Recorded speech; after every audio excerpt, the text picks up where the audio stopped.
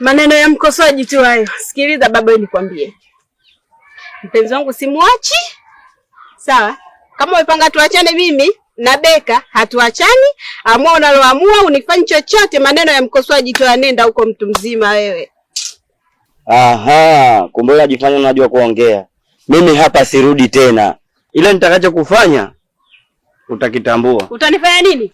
Utanifanya nini? Nenda huko, mtu mzima usiojielewa. Lo!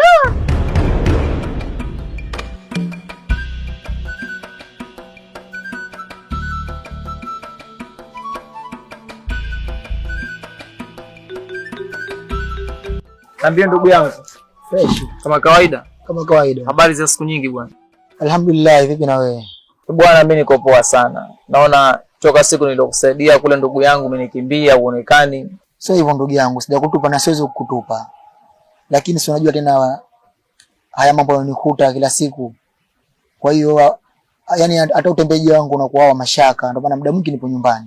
Pole sana ndugu yangu. Yaani bado tu unaogopa mambo madogo kama yale. Hebu changamka bwana.